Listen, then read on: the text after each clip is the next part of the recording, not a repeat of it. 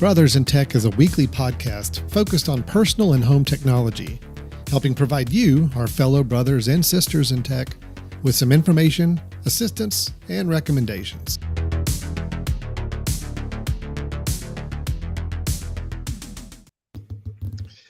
Hello, everyone, and welcome to Brothers in Tech here on the Mesh.tv podcast network. My name is Alan Jackson. I'm throwing you a curveball, Brian, by putting me on the right side of the screen. I think I'm normally on the other side. Nope, that's okay. We talked about this last time, right? I can tell it's just you're bumping me up to first seat here, and I appreciate it. Thank you. No, I just wanted to kind of be fair and give everybody a chance to be in the first seat. And since there's only two of us, that means you have to have it occasionally.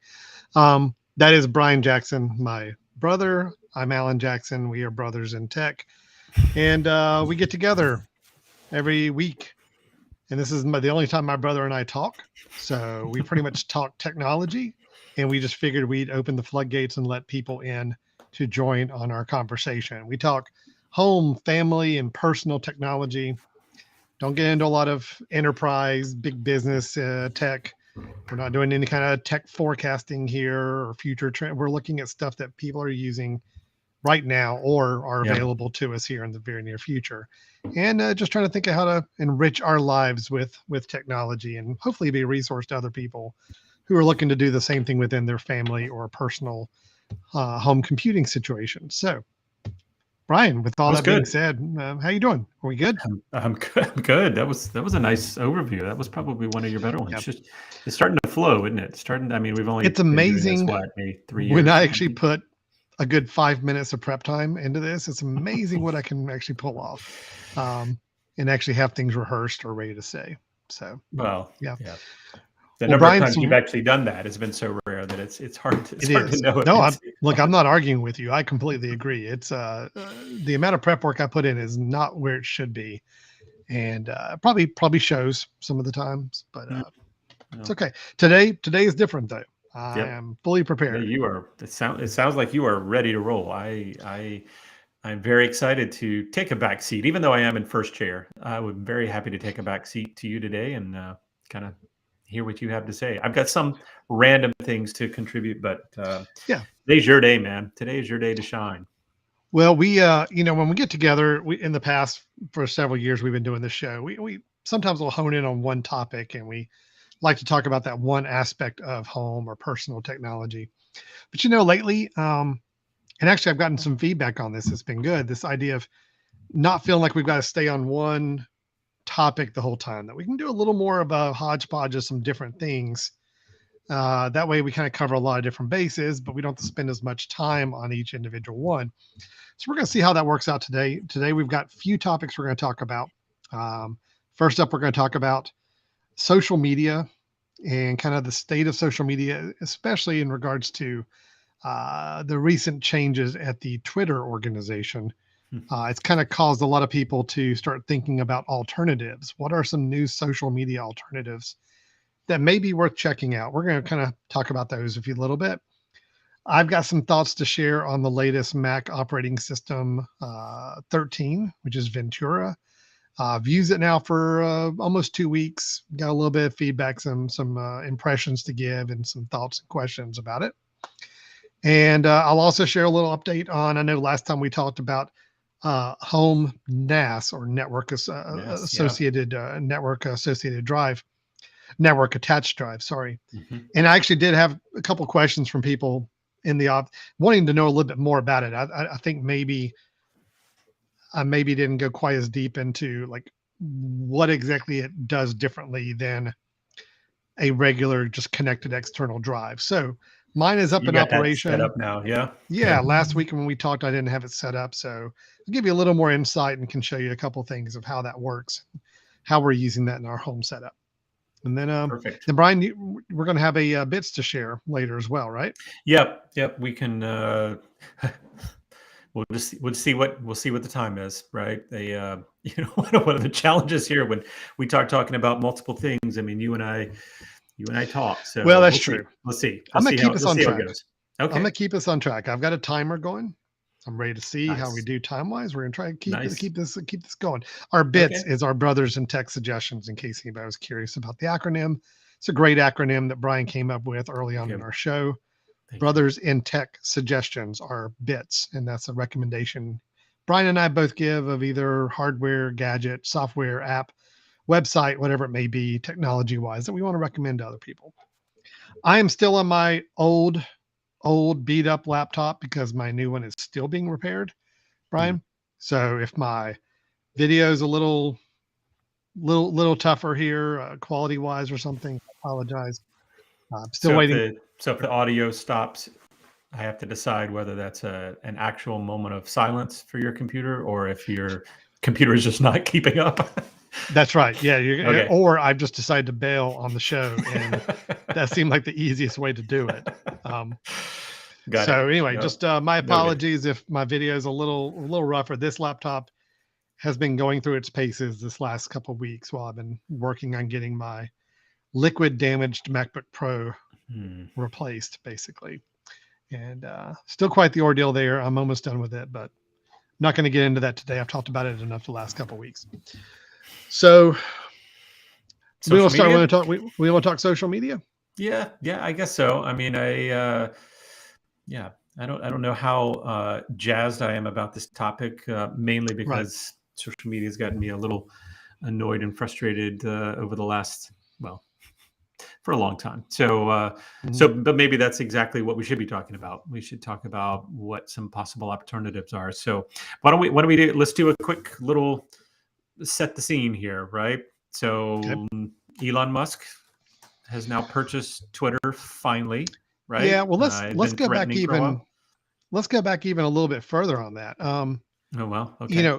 Social media wise, I mean, I know we talked about social media networks way early on in the show. What's amazing to me is that the ones we talked about that's kind of being the prominent ones at that time, and that was a good 2 years ago, right? Mm-hmm. Yep. They're still pretty much the ones that everybody uses. There hasn't really been anything new rolled out that's really caught fire, I don't think. No. TikTok is one that's yes, it's out there. I mean, I know a lot of people use it. I'm talking about, when I think of social media, I'm really thinking more networks of, sharing both text and photos and videos and stories and so forth.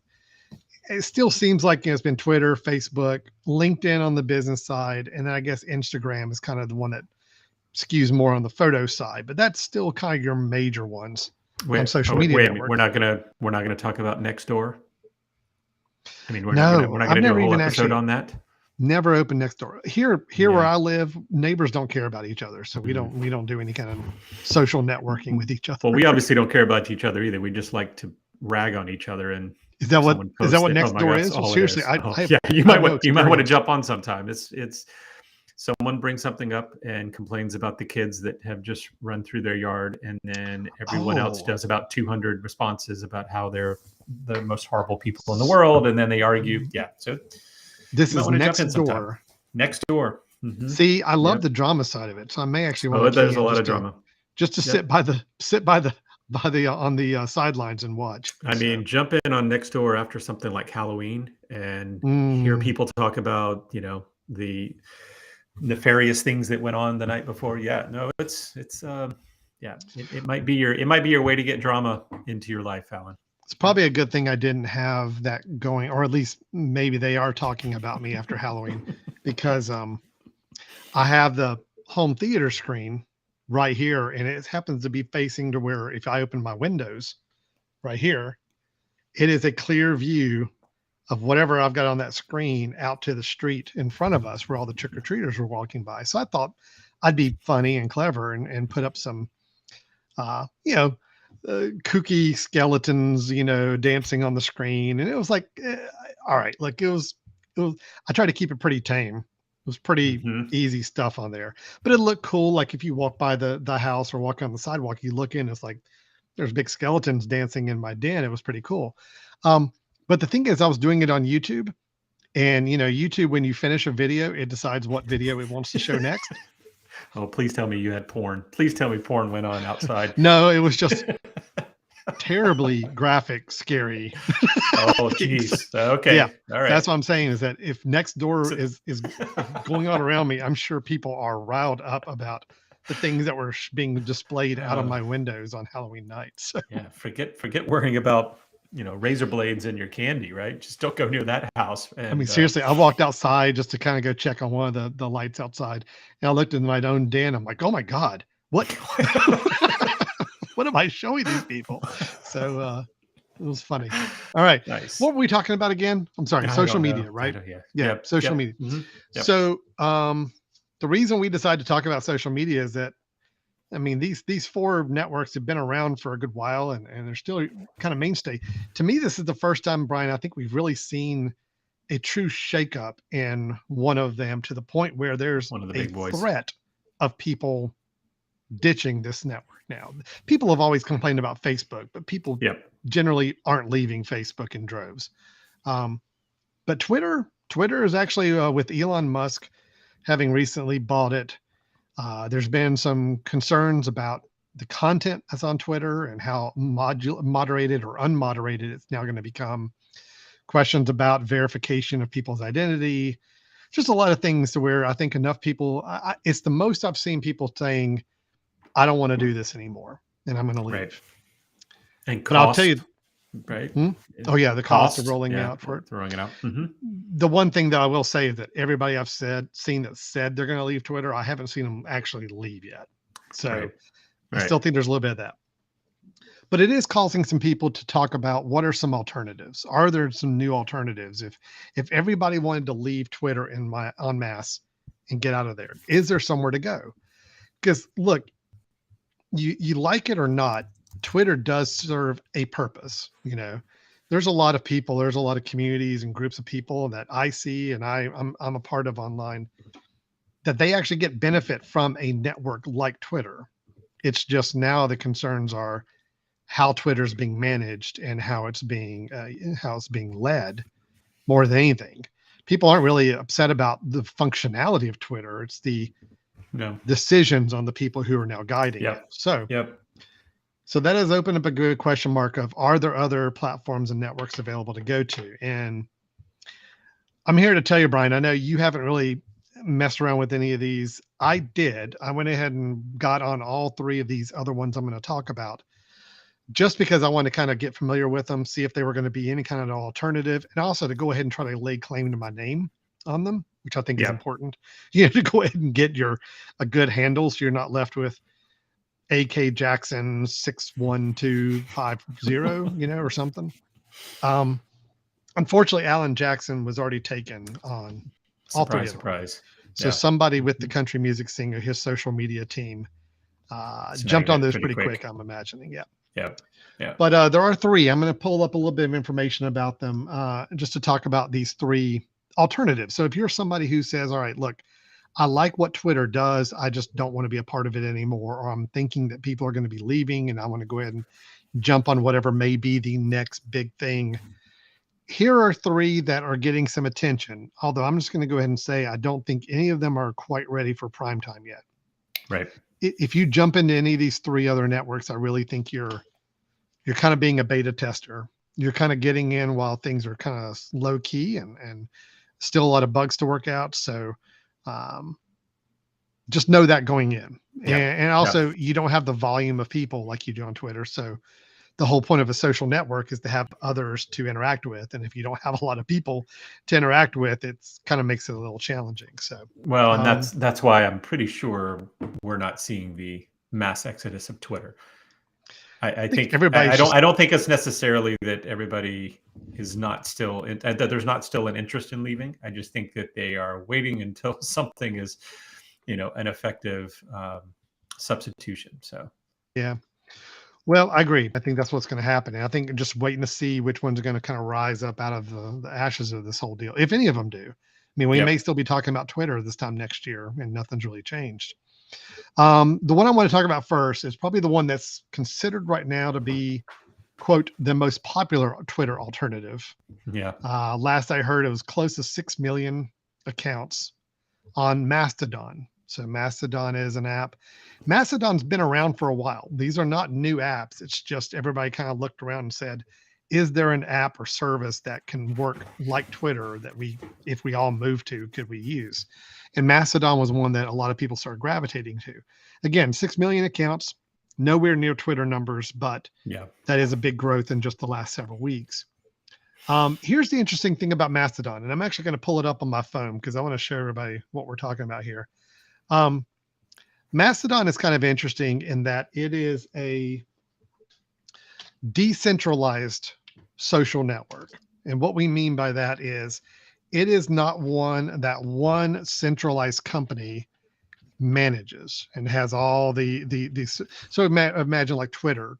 Twitter is a company. Twitter has a giant server farm. Everything that you do on Twitter is sitting on Twitter's servers and their property. Mastodon is different. It's decentralized, meaning there is no headquarters. There is no company that owns the whole thing. It is a social network. When you hop in it, it actually looks very similar to Twitter. Functionality is very similar to Twitter, but it's not owned by a company. It's not owned by any one company. It allows its communities to what they say, quote, be truly user-led. And we'll see how that turns out in the long run if you get a lot of people there. The thing that's been tripping people up with Mastodon, if you go online, there's a lot of memes and people joking about this, is how difficult it is, like for the end user to get started. The reason is when you go into Mastodon, and I'm gonna see if I can do this here. Let me see if I can pull this up. It may take me just a second. I didn't have my phone set up. I realized Mastodon is only a it's only mobile, right? It's only a mobile. I was hoping to show it on the desktop, but I forgot it's not. So let me just bring this up and I'll share this. Okay. By the way, while we're doing that, did you want to go ahead and share the username you were able to get? Is that Fluffy Bunny 23, or did you go with like Sexy Boy 85? I can't remember. I honestly don't remember what I got. Let me find out. No, mine is. Oh, I did get Alan Jackson. I got Alan Jackson. Okay, yeah, this is where it gets confusing. All right. Yes, this is the part we got to talk about. Yeah. So Mastodon is the way it works is when you sign up on Mastodon with a new account, it kind of throws you a question that a lot of people are tripping up over. It asks you to choose a server that you want to have your account located on. Now, if you're a typical Facebook, Twitter user, that means nothing to you. That's foreign concept. But what the idea is that because this is a decentralized social network, there are servers set up at different places around the world that are part of this Mastodon network. You have to choose one of those servers to have your account on. You can choose any of them. And in theory, they all work basically the same. And you're still able to follow people from other servers or see posts from other servers. But each server community has its own guidelines and rules, so they can kind of self-moderate themselves in case there's any users that they feel like are putting out inappropriate content or anything else.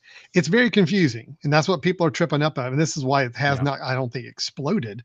Because if it wasn't for that whole setup process and choosing this whole server thing, I actually think functionality-wise and the way it looks and operates, it's almost identical to Twitter, and it seems to work okay. So here I am looking. The New York Times appears to be the only thing I'm following that actually put anything up here. So right now my feed is just New York Times post. But as you can see, the posts all look very much like Twitter.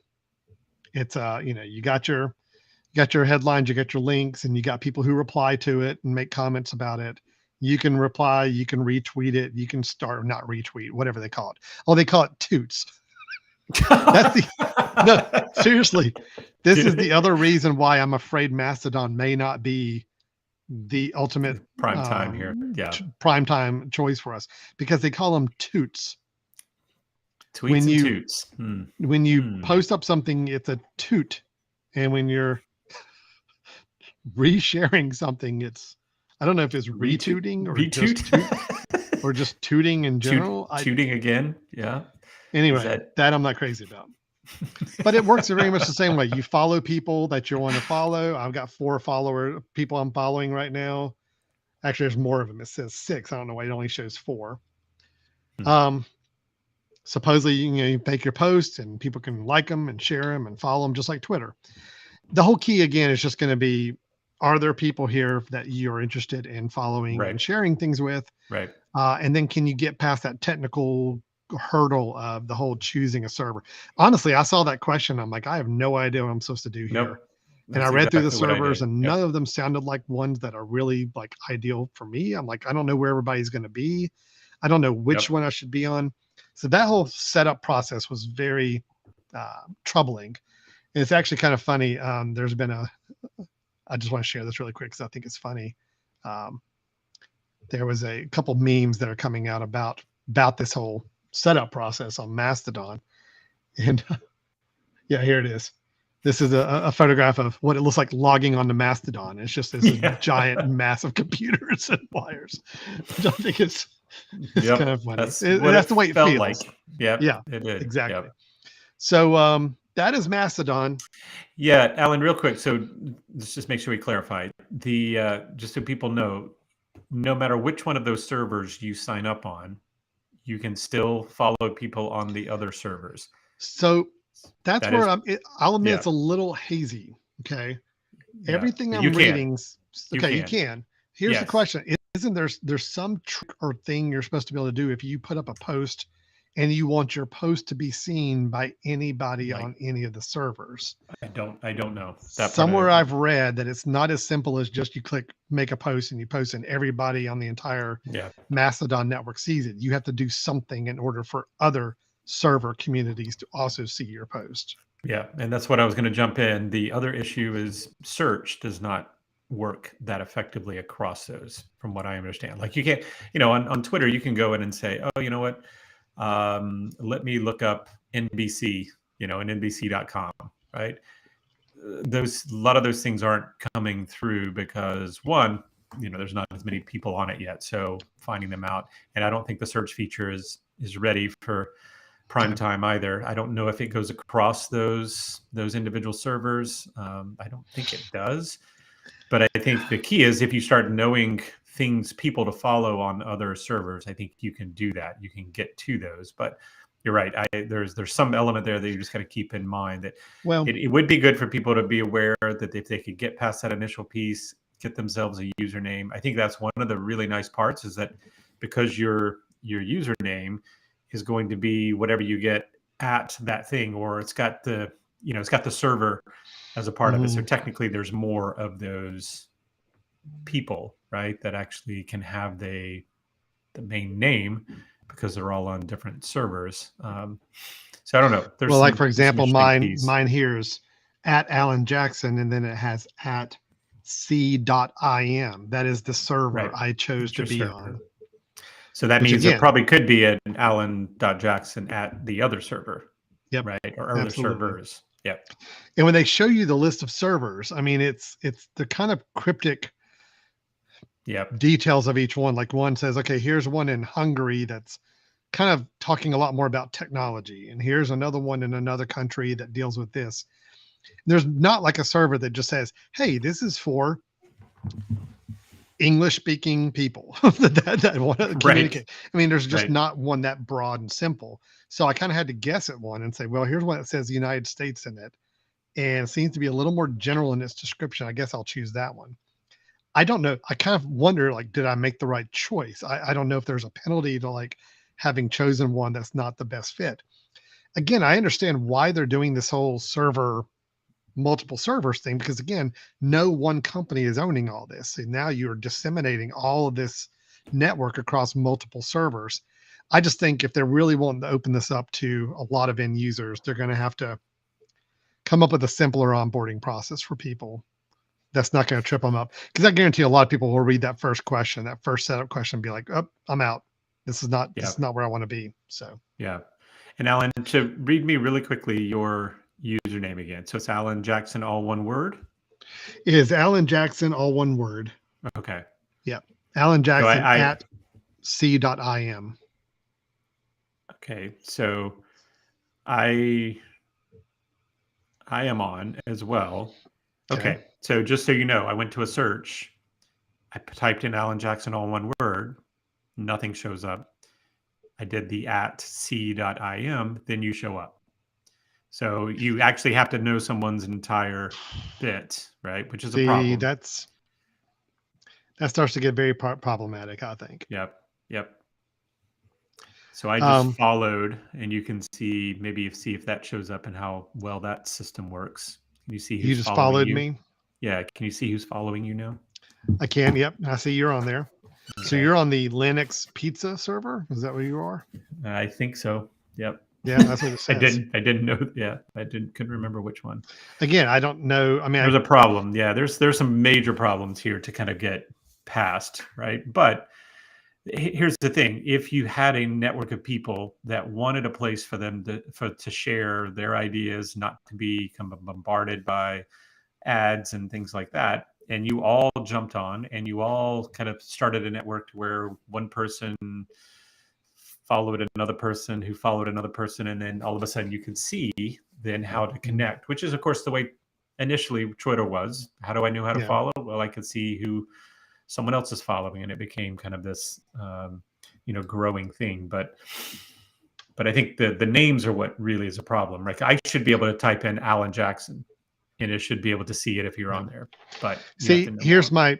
my belief on this. I think that Mastodon has been around for a few years. My understanding. I think it's probably worked fine for the smaller network of people that they've kind of built this for. Now that they're trying to pitch this, or people are pitching it as a Twitter alternative, these are where some of these barriers have to be resolved before anything can happen with that. I mean, once I'm in it, granted, I'm only following 4 or 5 people. Right. It works fine. I mean, I like it. And I do like the idea that it's not owned by a company. So I don't have to worry about a lot of corporate interest trying to push things on me, or other people kind of taking control of moderation around me. So I do like that. So I'm cheering for it. It's really got to work on its onboarding experience for new users. Otherwise, it's just not going to get people on board. So, all right. So that's Mastodon. That is one that's probably gotten the most attention right now as an alternative. There are 2 others. Not going to spend as much time on these, but just to make you guys aware that they are out there. One of them is called Counter Social. And I'll go ahead and show you. I tried to pull up Counter Social right before the show began, and this is what I get. We're sorry, but something went wrong on our end.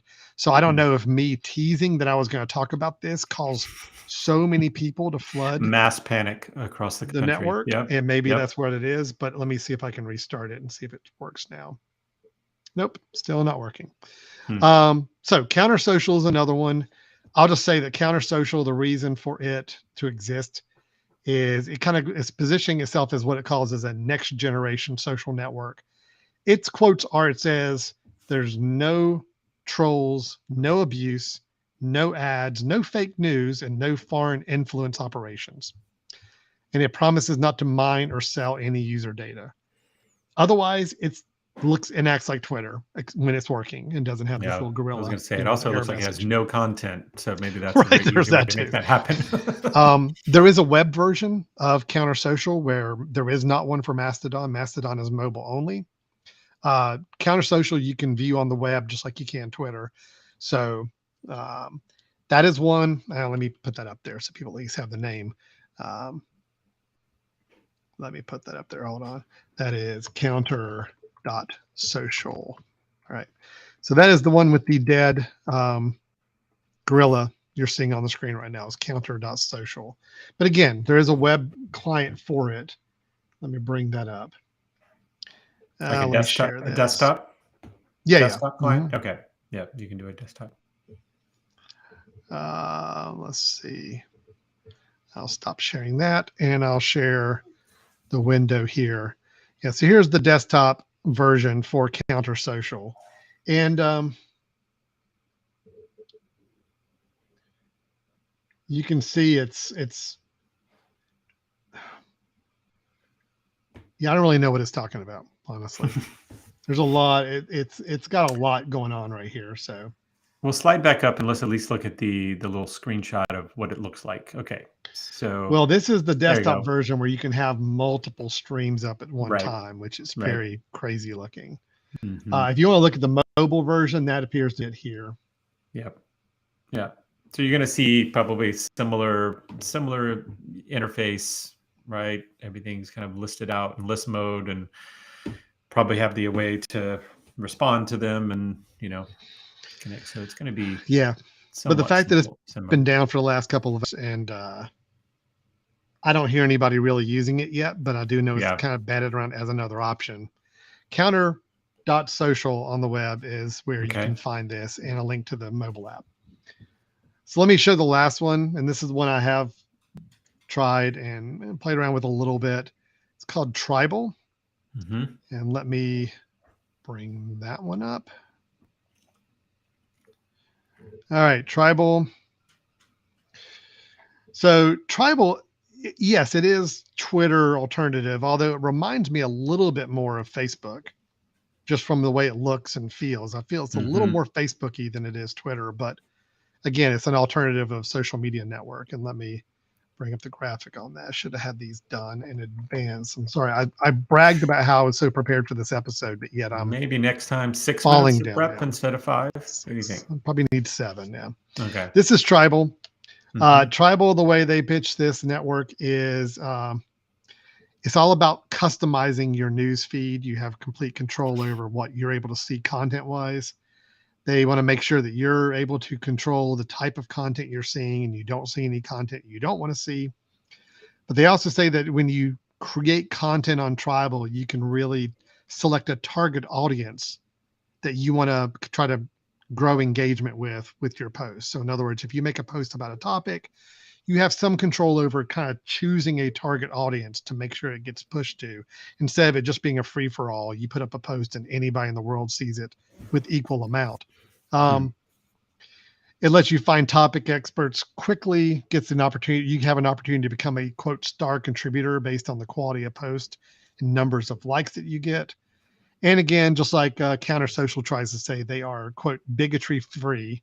Again, I think it's just very hard to say that that is the case when you Right. probably don't have but a couple million people tops on here, if even that. You get to the point where it's double digit millions, then start talking and see if we can still keep it under control. Right. Right. But this is Tribal. Again, works very much the same way. The reason I say it's a little more like Facebook is that you have your messages down here along the bottom. You've got your profile to set up. You have your notifications. You got more menu options. You can go up and see what your friends are saying, which I have no friends at the moment. You can go and see the people you're following, which there's no post on anybody I'm following at the moment. Anything that's breaking news, kind of like what's newsworthy stuff. So, of course, right now it's a lot of election stuff going up there and some Yep. sports. And then you got a trending tab, just like Twitter does, about kind of what's trending at the moment. So, I mean, sure. I think, I can't speak for Counter Social because that's not working right now. But of the other two, Tribal and Mastodon, I mean, I think there's something there. I think they could work great. It's just going to depend on where do they get the numbers? Do they get the number of people where you can build a social network that's meaningful for you? Right. I'll say with Twitter, Brian, I'm pretty pleased with the way I use Twitter, and I don't quite get the negativity that a lot of people seem to get from Twitter because my feed is pretty well curated. I mean, I follow a lot of news sources. I follow a lot of journalists I trust.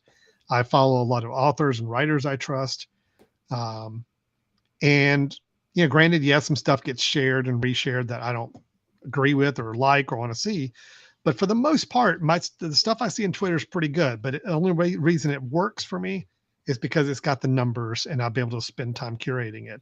Until Yeah. any one of these networks get to that kind of level of user engagement, it's going to be really tough to say if any of these are truly a good alternative for Twitter. Yeah, and especially most of these are, the big tagline is going to be, this is a place where we don't censor you, or this is a place where, I mean, this one here, you can decide what you see. And there's a very big discussion that we can have, we won't have here, but about is that really the best way that social media should be, presented, right? Do we want echo chambers where you're just deciding to hear from people that are like you?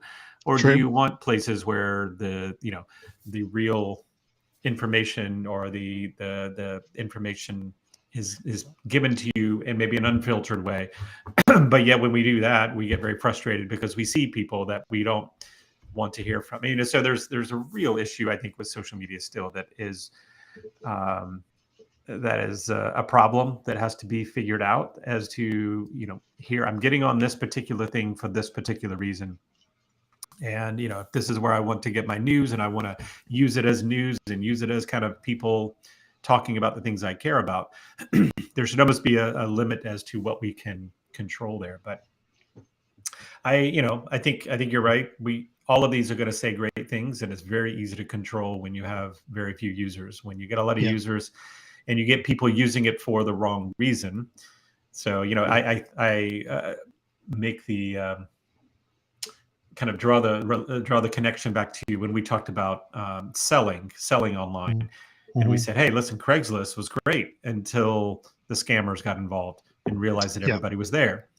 Right? Facebook Marketplace was great until the scammers started to realize that's where everybody is, and I could use it for a different reason. Twitter is great until people realize that's the way they can shove things down your Yeah. face and potentially spread things that aren't true and start to take advantage of that. So that's the problem with social elements like this, is that Yeah. they're great until there's nefarious actions with them, right? So And unfortunately, you don't always know if that's going to be the case until you've gotten kind of deep into it and been using it for a right, while. So, right, well, those are alternatives out there. I guarantee you, with everything Twitter's going through drama wise, there'll probably be another one or two that try to pop up yeah, in yeah, short I term agree. as well, that are just going to try to mimic what Twitter's doing, but to cater to those people who don't want to deal with Twitter anymore as a Yep. business or as a company. I'm still watching. I'm happy I went ahead and grabbed my space in all three of these just to say I'm there. I'm just going to kind of listen to the tea leaves and see. The big thing's going to be for me when I hear that a lot of people I follow on Twitter start saying I'm moving over to this, or I'm going to start putting a lot of my content on here. That's going to start to be my key of saying, okay, that's maybe when I Yep. start to tiptoe over there. And so far that hasn't happened yet. So, Yeah. Yeah. All right. Well, that is some alternatives on social media. So people who are a little wary on Twitter, love the idea of Twitter, love the functionality, but just not happy with where the company may be going or what they think the future of Twitter is. You have some options to look at. Again, Yep. just don't expect a lot out of them yet. This is slow going. Twitter was slow going when it first started up. I remember the early Yep. days of Twitter. It was pretty much all tech journalists. So that was pretty much all I ever saw when I signed up for Twitter, is tech journalists, people talking about technology. That's the only people I saw. That's the only people I followed. And it just took some time before, you get such high percentage of the population on there. So, Yeah. yeah. All right. Well, that's social media stuff. Okay. What are we going to talk about next? We want to talk about Mac OS 13.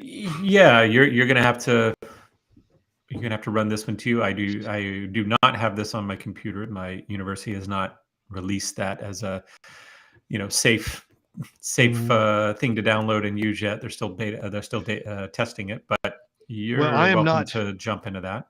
I am not I am not restrained by the man. I am able to go and do my own thing here on my computer, my very old, You're very slow old. laptop computer. You know I what? You did can go do ahead and anything that your upgrade, laptop will allow you to do, Ellen. We're and I going to was let you do afraid it. that it might not allow me to even upgrade because it's just, yeah. Even Draggy. today, Yep. it bogged down to a crawl and just shut itself off right in the middle of me working on stuff. It's like, It's oh, like, I'm done. nope, I'm taking time off. So it's all I'm right. done taking a break. So I did upgrade to OS 13 Ventura, the latest Mac operating system. As we've talked about, Brian, as much as we use our iPhones and we like the iOS updates, the Mac updates are always the ones that get me a little more excited because I'm with you. Yep. I still Yep. spend 75% of my computing life is still on a computer, I feel like. So I really want that to always be the best experience I can get. So the latest Mac operating system, I'm going to bring up just Apple's little splash page about some of the features. And I've got a quick hit list of just some notes on these features that they really tout with Okay. this. The first thing I'll just go ahead and ask, people ask me all the time, should I upgrade? If my Mac is capable of running macOS 13 Ventura, should I upgrade? So far, my answer has been no. I do not think there's a critical need to upgrade if you unless there is a one particular feature that I'm about to read that is really important to you. Okay. So you're Otherwise, saying no because of lack of reason, not necessarily no because it will hurt your machine. oh no, very good Okay. point. No, I'm not saying no, don't do it because it's going to crash your machine or anything. Okay. It's fine. It's stable. I have not had Yep. any issues with it and using it. And I don't think I've heard there has been a bug with I think a Wi-Fi bug that's been floating around that some people are affected by. Apple put out a patch today actually that's supposed to fix that. It's like 16.1.1. It came out today. But other than that, I haven't heard of any showstopper bugs or issues. Now, my reason for saying I don't think there's a need to upgrade is I just don't think most users will even notice anything different. The interface is unchanged, looks identical to how it did before. There's no real cosmetic changes. Nothing changes dramatically the way you would use your Mac at all. I mean, actually, barely at all. There are a list of certain core features, though, that they really tout in this update. If any of these features are really important to you and something that you would use and need for your own productive life, then yes, that's probably a reason enough to go ahead and upgrade. But unless if none of these features are ones you say, I don't need any of those, I don't really see myself using them, there's no rush to go out and upgrade. There's no real hard need to do it. That's my take on it. So, for example, some of the features we've got, I'll go ahead and say this one right off the bat, Mail. I have not worked with Mail on Ventura. Brian, I made the switch back once again to Spark about a month ago. Do tell. Okay. Because Spark released a brand new desktop and mobile version. I think Spark 3. Okay. Which on mobile, I really like.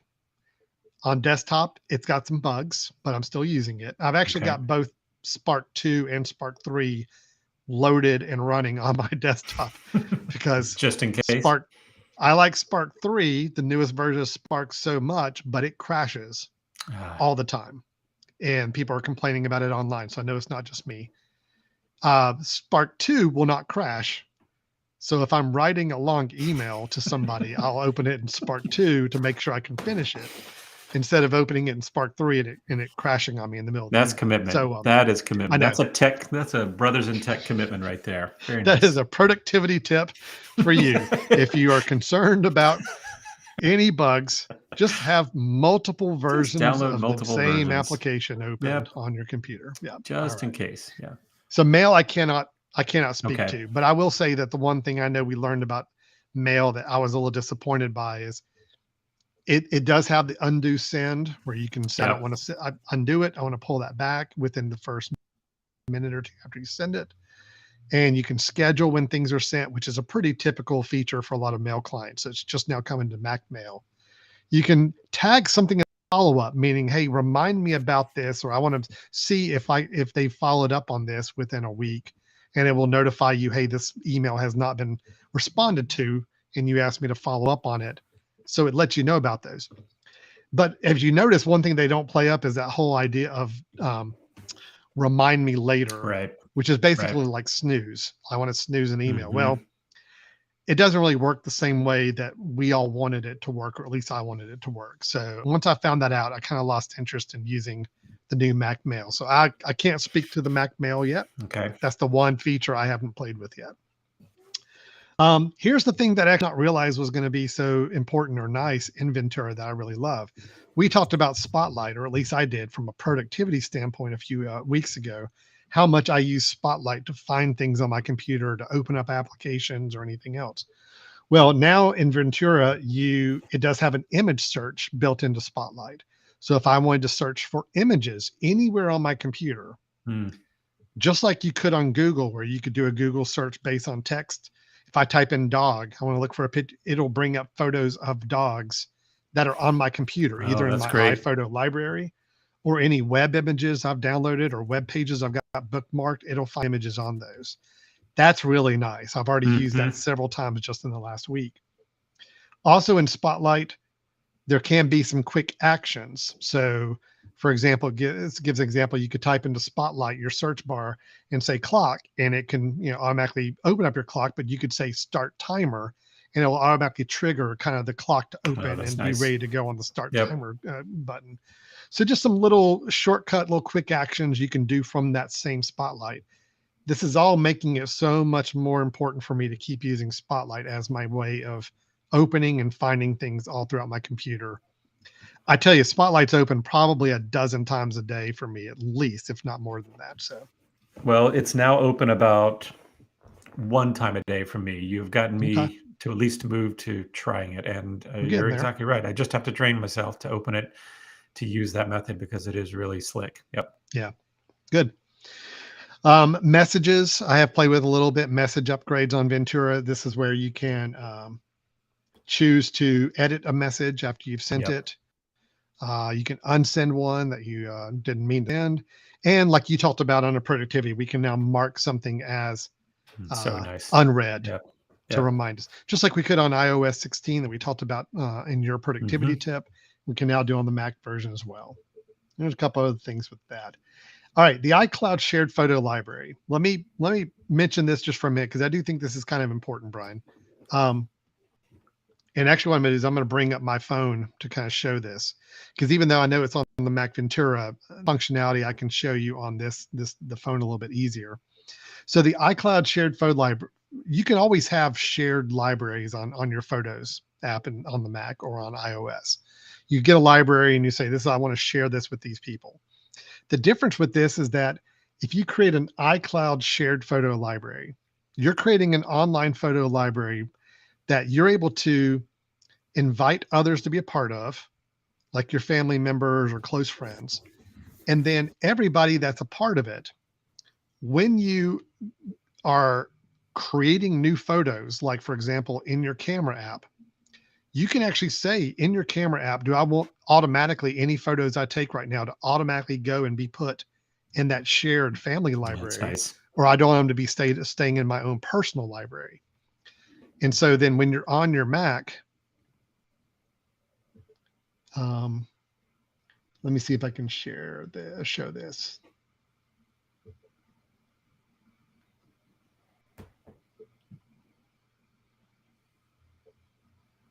Oh yeah. That's weird. Okay. Well, maybe that's not working the way I think. Oh yeah, no, here it is. Great. All right, let me share this instead. So when you do your iCloud, your iCloud shared library, that's what I need to say, on your Mac. So this is my library, but if you notice now, I've got a tab up here at the top, and I can choose, and granted, you don't see the pop-up on the sharing Yeah. screen, but when I click it, it gives me a pop-up that says, do I want to look at photos from my shared library, my personal library, or both libraries? Okay. So right now I'm looking at just my shared library. These are photos I put into my iCloud shared library that my other family members now have access to. On my phone, if I'm taking photos on my camera, I can say, you know what? By default, go ahead and send everything I'm taking right now to the shared library. And then when I'm in my Mac, I can be choosing to see my entire personal library, which is all of my photos, or I can see just my shared library. Hmm. And it's easy for me to go in and say on my personal library, I want to take a photo and I want to add it to the shared library. I've got a pop-up menu that just popped up on one of my photos, and one of the options is move one photo to your shared library. So I can do that. It doesn't, it's still whoever starts the iCloud shared library is kind of where all the storage is sitting with. So my iCloud account is what's storing that shared library. So I'm responsible for that. But the good news is that everybody I've shared it with, they don't have to even be on my same iCloud family account. They can be anybody, but I'm responsible for the storage of those photos on my own space, on my own iCloud space. So if I added something to a group that you had created for you and I, then it starts to store it on your iCloud. If you put it just on the shared library, yes, it Yeah. would put it on my iCloud account. Now, if you put it on your personal library and then said, okay, go ahead and add this to the shared one, it can be in both places if you choose to. Hmm. Um, Okay, so but let me play with that for just a second. sure, So if you, Alan, had a huge iCloud storage account, I did not. You shared it with me and said, "Let's use this together." I changed my camera to always store to that shared library. It means I can maximize your storage and not have to have it. that's my understanding. Yeah. Hmm. And it says that whoever set up the shared library is kind of where any storage requirements and storage usage stay with. Interesting. Yeah, I mean, there could be some family members or friends who don't even have their own personal library. They Hmm. just put everything on a shared library. Like Yep. like right now, if my family we go on a trip, I tell everybody, hey, look, as we're taking photos, just go ahead and have them go right to the shared family library, Right. so Right. we all get them. We don't have to worry about uploading them later and all that. So then we have a dynamically growing photo library between the four of us.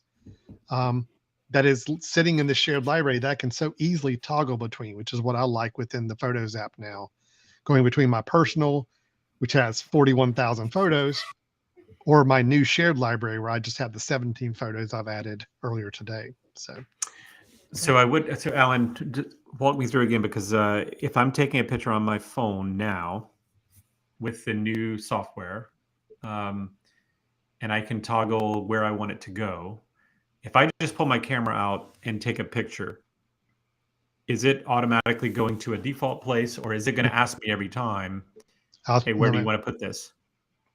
I'll tell you what, I'll show you. Please do. Uh, Yeah. Because this I would say can be dangerous if it doesn't okay. act the way I'm hoping it's going to All act. right. If So, I go to my camera app, right? yep. Okay. You see up in the top, there's now a new little icon. It's next to the flash. It's got Yep. two people in it and it's got a line through it. Okay. That is saying right now that if I take a photo, it's going into my personal library only. So it says not going to the If I group is click what it's it, saying. Okay. now it says I'm going into shared library. Okay. So now any Mm-hmm. photo I take with that little icon lit up is going into the shared library automatically. Now, if I leave it there and turn off my phone or Yep. my camera and go back, it's kept that same setting. Hmm. Hmm. So unless you go and physically tell it to stop and to go back to your personal library, And that's not a setting. I can't go in and say always default to my personal and only if I set it up the other way. Can you do that? well, when in doubt, Brian, Let's you can look look. it up. Let's look. See, here's where I set up the shared library in my Mm-hmm. preference, my settings, shared library, and I chose the people to add to it. Um, and I say, do I want to have shared library suggestions? Yes, I turn that on. Do I want to have sharing from my camera? Yes, I do. But there does not appear to be, okay, and there's a shared automatically or share manually setting. So if I say share automatically, then every time I take a photo, it's going to go to my shared library no matter Yeah. what. Yep. If I say share manually, that's when I have to toggle that little switch at the top. Now, I But also have an option to it's say all, share when but I'm at it's home. remembering. Mhm. But But it's it also remembering. says That's the problem. there is one Yeah. option that says when you're at home, if I want to make sure I'm sharing photos anytime I'm at home. So in other words, um, if I take a photo and I'm at my home, it's automatically going to add it to shared library if I toggle that last switch on.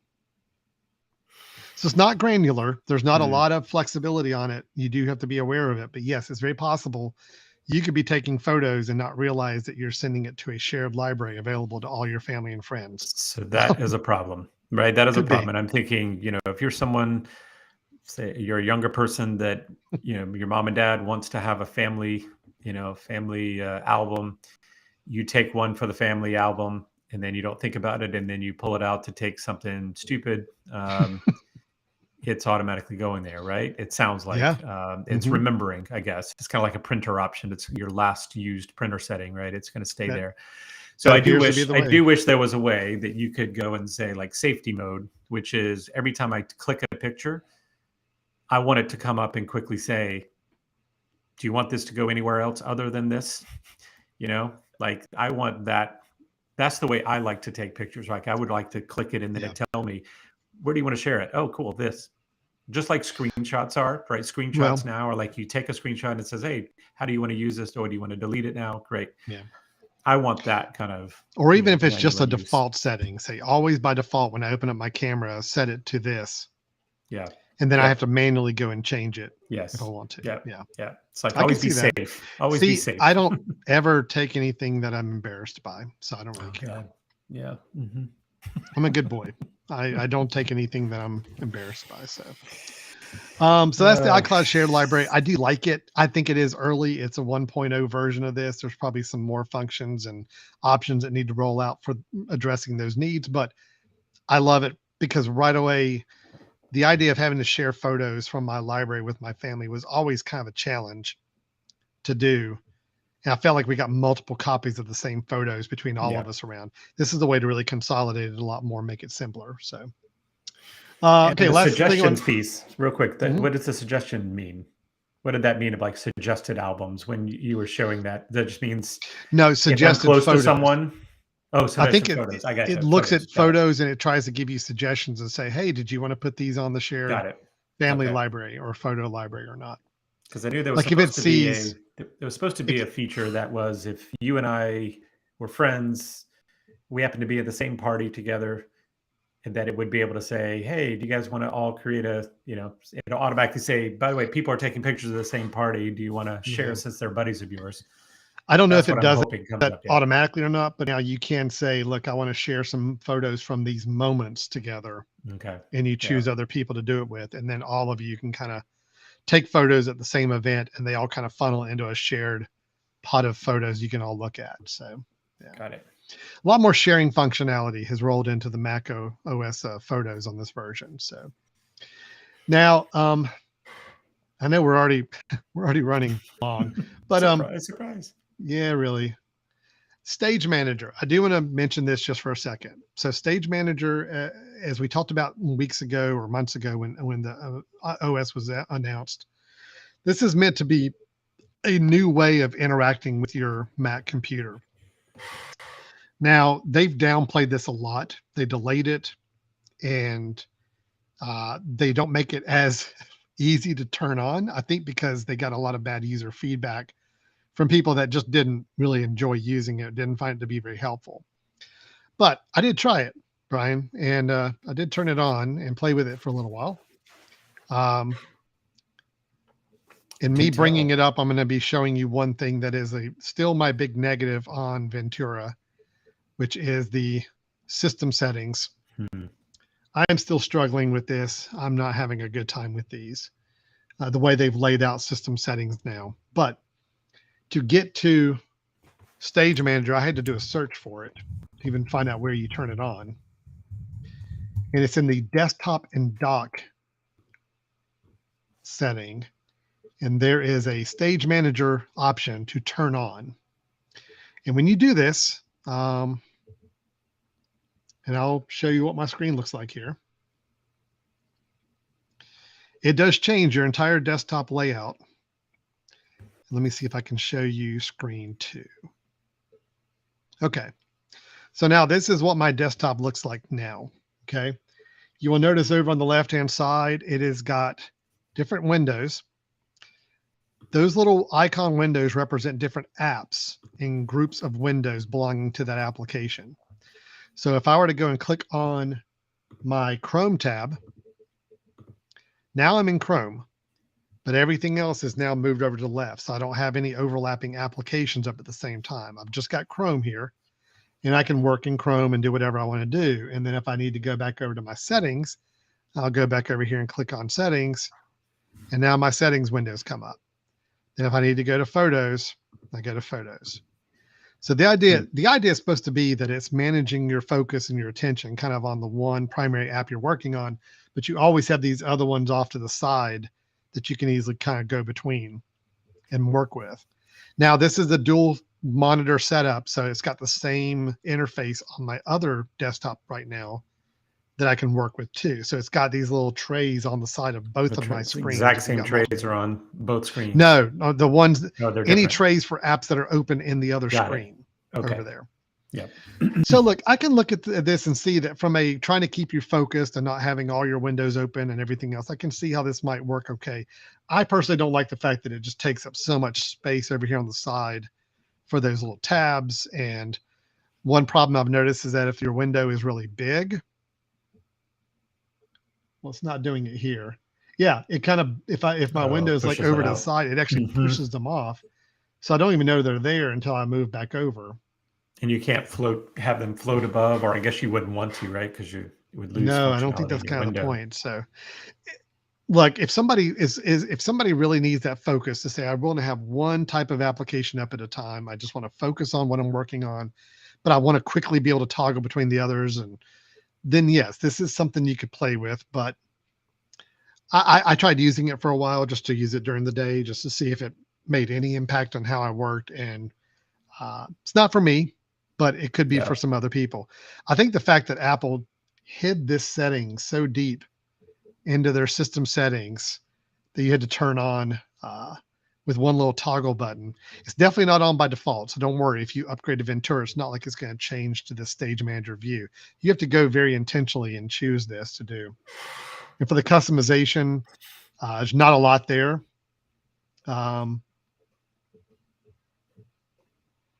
So is it really the biggest difference between it and the dock, for example, is that you can actually have groups of apps over there together as opposed to switch it one groups app, everything one app together. forward.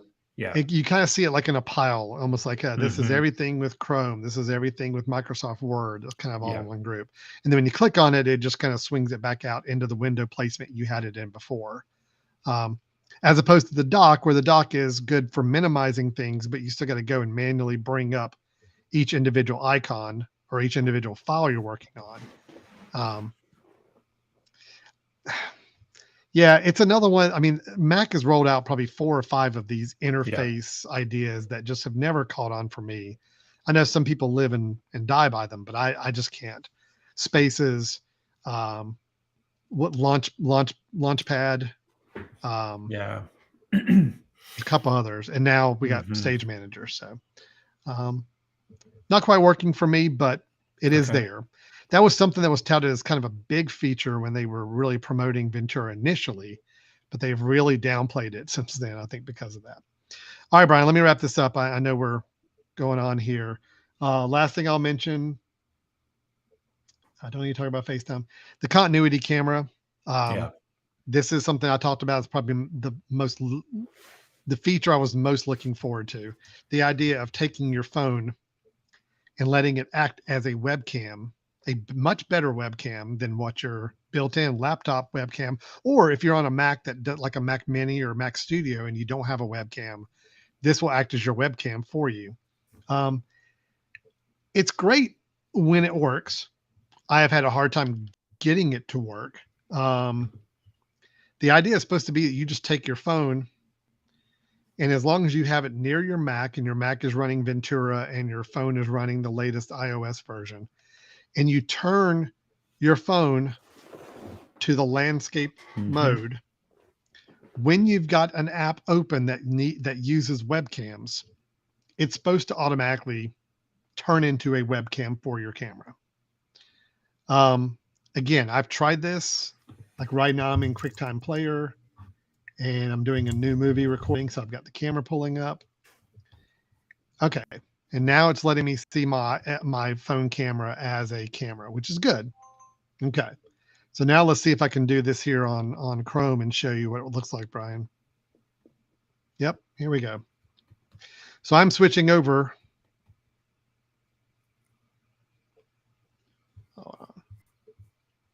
I like this view a lot better. I mean, this actually works really, really nicely. Not having you on here at all. That's just, if that's what this camera's supposed to do, that was fantastic. No. Did that work pretty good? You like that? Yeah, you know what? I thought the show just worked so much cleaner for those 5 or 6 seconds with you gone. Yeah. Well, So it's a little problematic, as you can probably see. Yeah, there's some bugs here. Yeah, yeah. Um, So it's connected. I heard it connect, right? So it's just not able to pull it up easily. yeah, Chrome is not wanting me to do it. This is a problem I'm seeing with this continuity camera.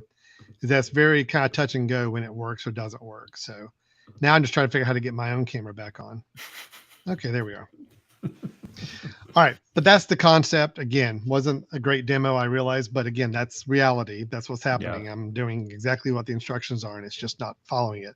So be mindful that not every app you try to use this with as a webcam may work with it. Obviously, FaceTime, it's going to work pretty good for you if you use Yeah. it. If you have it as a FaceTime camera, or using FaceTime, you need a webcam for it. Zoom, I haven't tried it with, but I would hope Zoom would work pretty well with it. This service we're using to do this podcast obviously did not want to interact with it the right way. So, but I will tell you, the camera looks good. I mean, it's a Yeah. good looking camera when you can use your iPhone camera as your webcam. Yeah. Looks very nice. I don't It's think just, people realize how nice the camera is on there when you're comparing it to a computer camera, or although the new cameras with our MacBook Pros are pretty good, but they're not Yeah. as good as the phone. So Yeah. So that is a iOS Ventura. Again, the features I just listed out for you. If any of those are ones you say, yes, I need that. That is something that would help my life. I want it. I would enjoy that feature. Then you're good to upgrade. I mean, go ahead and upgrade. It's not going to hurt, but it will give you some of those features you're looking for. However, if none of those features really were standouts for you or things that you needed, and you're not itching to upgrade, there's no other real valid reason I don't feel like to upgrade right now. Obviously, if you'd like to stay in the latest and greatest version of your operating system, that's great. But again, I just have not found anything really that's made me say, yes, this was a worthwhile upgrade at this point. Continuity camera is nice when it works. I do like the spotlight enhancements that were put in. Don't think Stage Manager is something I'm going to use. I do like the iCloud shared photo library. So yeah, it's a mixed bag, but I mean, I think overall, if you like the features that were listed, great. If not, there's no rush on upgrading. It's not going to make a difference in a major change in your life. So. Well, I'll go ahead and just give you my thoughts that I will upgrade as soon as I'm giving freedom to do it, just because I like to see new things. The one thing that I'm interested in, it's kind of simple, is the being able to keep messages new. Yeah. Because I'm trying to train myself to do it or remember to do it on my phone, but yet I spend so much time on my computer also with those messages. It seems like that's going to be problematic if I'm not able to do it there, and am able to do it on my phone, and having to remember, oh, actually I need to go make it new on my phone is the only place I can do it. So that I'm looking forward to. The rest of it I'll play with, and we'll see how it goes. But okay, yeah, that's good. Fair enough. I mean, I think that's the right approach to take. Let's see. I tell you what, Brian. I'm going to talk about the NAS on another day, another episode, because there's one more kind of functionality I want to test out with it before I give a full kind of overview of everything I'm doing with it. So we'll table that in the essence of time. I'll talk about the home NAS network attached storage device a little bit more in detail next time we get together. Sounds good. Show. Okay. Cool. Yep. Why don't we go ahead and let's clap off the show here with the bits from each of us if we can, if we got time for that. I think we can squeeze it out here in a little bit, but again, the bits is where Brian and I both give a suggestion or recommendation of something that we are either using now or just started using or have that we feel like is worth recommending to others as a piece of technology. So, oh, hey, sorry. Where'd you go? Wrong button. I like that view as well. That worked out pretty good for me too. You want to go first? Yep. Let me go first. So mine, I'm gonna cheat somewhat. Okay. In that I'm actually not giving a new suggestion, but I'm bringing up a suggestion I've already given, because I remember you very clearly saying, I want to see if you're still using this in a few weeks. All right. So this is Right. the time, right? Mhm. TYME, that Yeah. was the time manager or time logger application that I've been using. And just a reminder to people, this is an application that allows you to kind of keep track of time that you're spending on different projects. So you can go up to the menu bar and say start time on this project, and then stop time a little bit later, so that it can keep track of all the time you're spending on individual projects if you want to invoice those to someone later.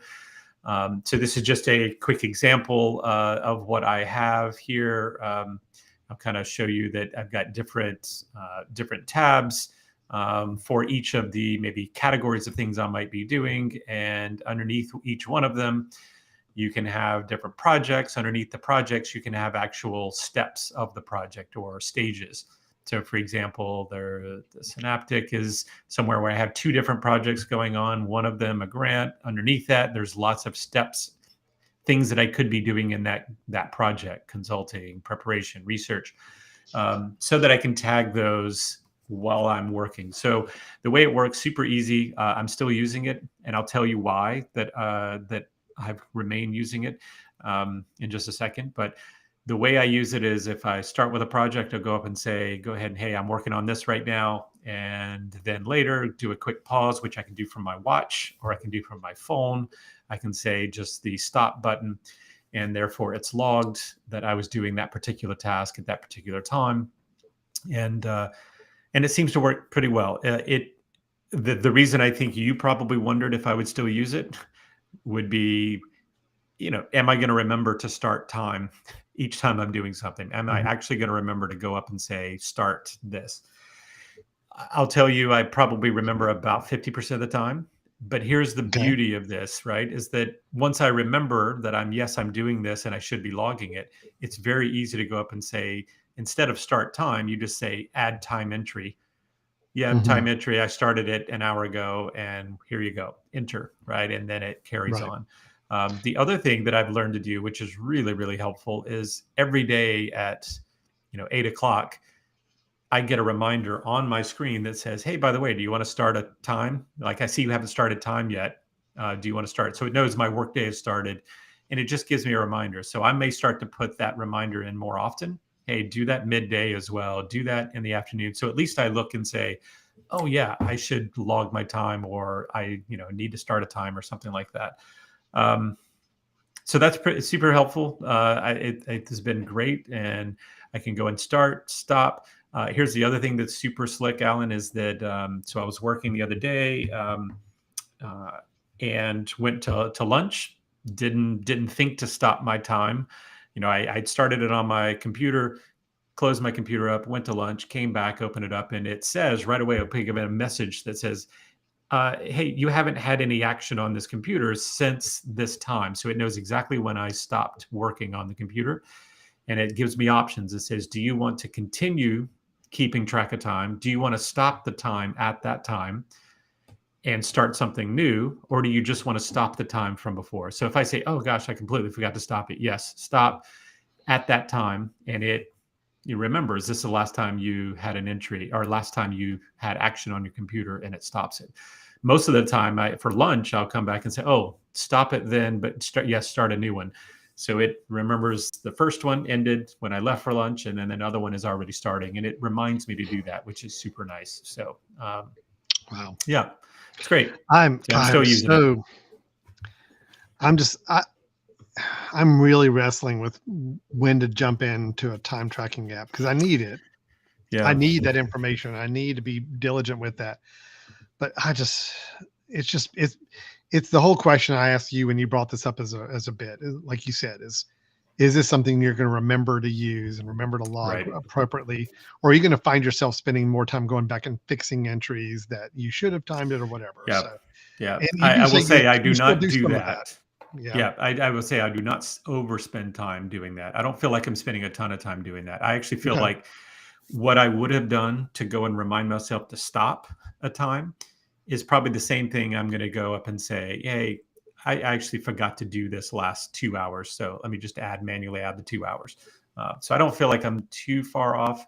What I Okay. really love Well, is good. that the next day, if I say, "Ah, man, you know what, I didn't log yesterday," but it's super easy to go back and just manually enter that that's when it happened.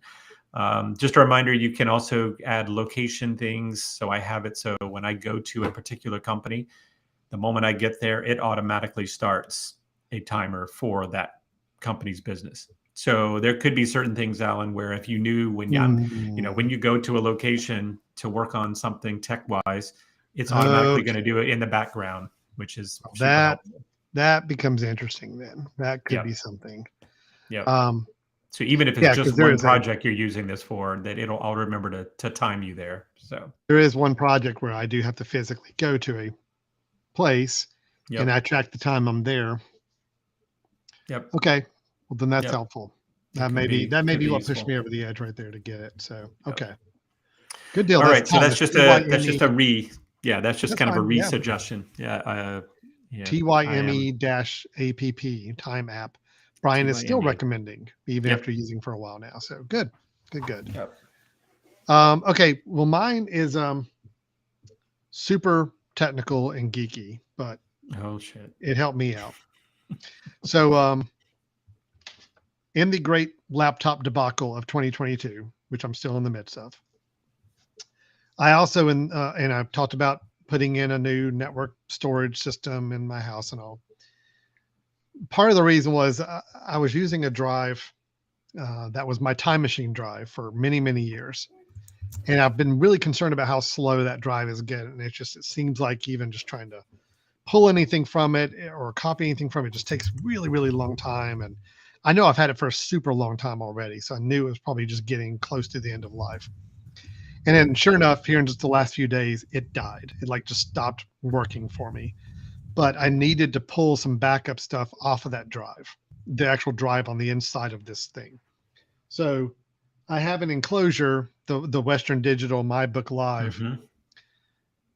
I had to go in and rip that thing open to get the actual hard drive out. Okay. Wow. Okay. Because I still need to get stuff off of this. This has got the full backup of my laptop that died. And I still need to pull some files from that backup to put onto my one I'm using now. So when the enclosure that this thing was in, the actual case that this thing came in was no longer working, but I could hear the drive was working on the inside. So I felt like the Mm-hmm. drive's working. It's just not connecting to my computer through that case anymore. I had to get this out. So now here comes my problem. How do I get this mounted on my computer? Okay. So let's say you've got an old hard drive from Yep. an old computer, or you've got an old laptop drive, which are much smaller, like a 2.5-inch hard drive. Any of these drives you've got, either because you want to pull something off of it that you know is on there that you need or want, or maybe it's a drive that you want to like clean off and use for something else now. Because, if anybody in your household has got a PC, like a big desktop PC for gaming or whatever, maybe they want to have a hard drive in there to build off of, or who knows, these old HDDs, these old hard disk drives still have some value and use. But how do you get them connected? How do you actually connect them to your computer? So that's when I got a device, and I'm going to pull up the Amazon listing for it. Let's see. Here we go. Okay, so this is the device I got. I'm showing it right here in the window as well. It is the Senaptec USB 3.0 to IDE SATA external hard drive reader. So what this basically is, as you can see from the photo, it is a device you plug up. It's a USB connection back to your computer, Mm-hmm. and it allows you to connect drives, just like you see here in that photo, into one of the ports on the side of this thing, whichever compatibility you need for it, and it mounts it on your computer as an Nice. external drive. Okay. And so it's 20 using bucks. that what SATA connection or whatever Yeah. that pen So like for connection is. example, this one's using a SATA connection. Yep. So here's the connection port for it. I'll pop it in, and now it is connected to it. If I plug this drive, this cable USB into my laptop, I now see this as a drive. I can go and copy things off of it. I can go and reformat it and clean it off and make it a brand new drive for something else, whatever I want to do. If I have a laptop that has a hard drive on it that I want to get stuff off of or clean off, I can hook it up to another side of this little box. The one port that works for that works the same way. Granted, after I'm done using it this week, I may not use it again for who knows how long, but it is 19 or 20 bucks to have. There's enough times where I need to get access to one of these older drives or need access to something, or even just an emergency to know that I can do it. That to me that was a kind of a lifesaver and a really cheap, easy way to do it. So again, if you have a device around that's got one of these older hard disk drives, these big clunky hard drives, or you've got a laptop that's got a drive on it and you're wanting to kind of do something with it. Let's say something does die on a computer, but you can get the drive out of it. This is the way you can now kind of connect it and still use it as a drive. I mean, honestly, Brian, I even thought about it, trying to think creatively about it, because I can get some of these raw hard drives a little more cost effective than maybe some newer SSD drives and some other things. If I have like a stock of these, I'm like, I just want to back up some things where I need some like video files that I don't need to access very often. I may just connect it up, copy stuff to it, and then put this up on a shelf and know that I can always come back and reload it if I need to. So maybe like archive things that you don't need to access very often, but you want to kind of keep around. This is another way you could do it if you don't want to go buy an actual enclosed external hard drive and you've got some of these laying around that you can use. Anyway, so let me just clarify. So you just found another way to back something up. Absolutely. Okay. Absolutely. And this is again kind always of looking ridiculous. for ways to back up. Yeah. And okay, serious question. There was no way to put that into your NAS. I could.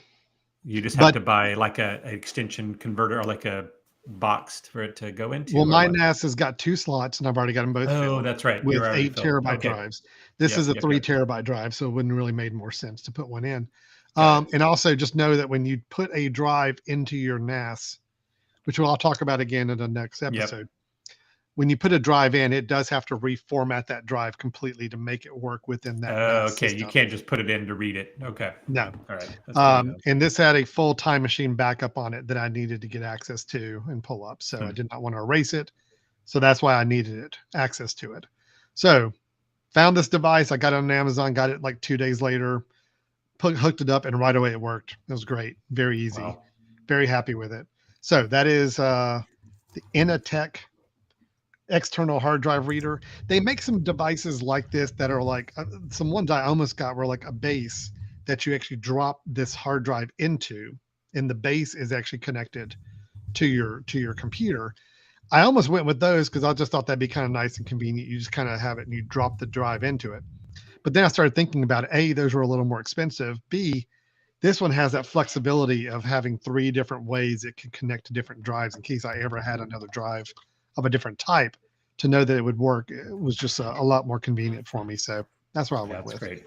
Yeah. That's great. Yep. I like anyway, it. I just recommend that if anybody ever has that situation where they need access to any of these older hard drives and you don't want to spend money to send it off somewhere to get it recovered, or you don't want to have to try to find somebody's old PC to install it in just to get it connected to, this is a super cheap way to do it. So yeah. Awesome. All right. Yep. Good deal, man. Whew. Cool. Of course, we went long as always. So wow. I think what we need to do in the future, Ellen, is we'll get one of those kitchen timers. Yep. Set it with a big bell on it, and once the timer goes, we've got to switch topics, no matter what. Change topics. You know? Yeah. 15 minutes. Oh, shoot, we didn't cover enough, but let's go. Next one. Well, I take responsibility for this, Frank, because I know I did kind of drive the whole episode and kind of did all the You're damn right you're taking responsibility. So I do take responsibility for going long. I had too much information to share. It sounds like this. Well, that's always the case. You've got too much wealth, too much knowledge to share. So we understand. Well, right, we're going to wrap this up then. We talked about Twitter alternatives and social media. We talked about the new macOS, and we gave some recommendations, a hard drive external reader and the Time app on Brian's side, revisiting and still using Very Still happy to using. hear. Brian, if anybody's got some questions on any of those topics or they want to chime in with something of their own, how can they get a hold of us? Send us an email at info@themesh.tv.